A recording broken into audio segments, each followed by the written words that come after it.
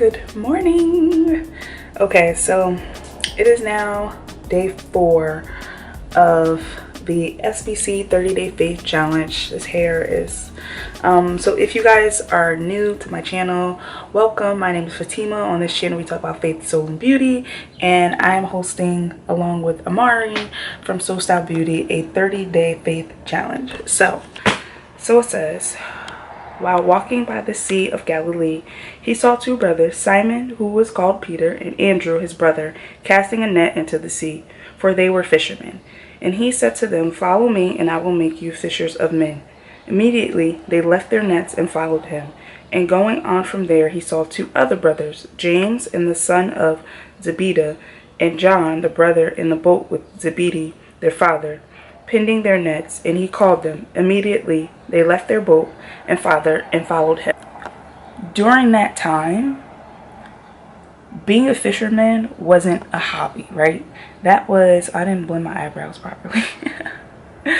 That wasn't a hobby. That was how they made a living. That's how they survived, right? So imagine you're doing your day job, right? You're at your day job, working, making money to survive, and Jesus tells you to follow him because he's gonna make you fisher of men. Think about that for a second. Think about that in your life. Think about that in practical terms. If Jesus basically told you to drop everything and follow him, that takes a type of obedience like no other. And that's kind of like a theme that I feel like has been running through this chapter so far. Is like Jesus obedience to God, and now his disciples obedience to him. And it's inspiring and admirable, and it has me asking the question of like, how can I have that level of obedience? Because dropping their nets and following him is them basically giving up their whole lives, giving up everything they know.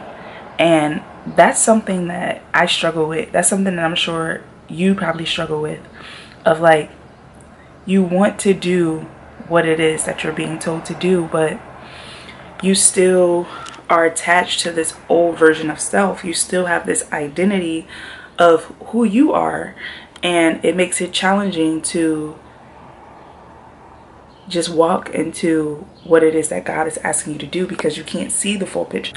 I'm learning to realize that, you know,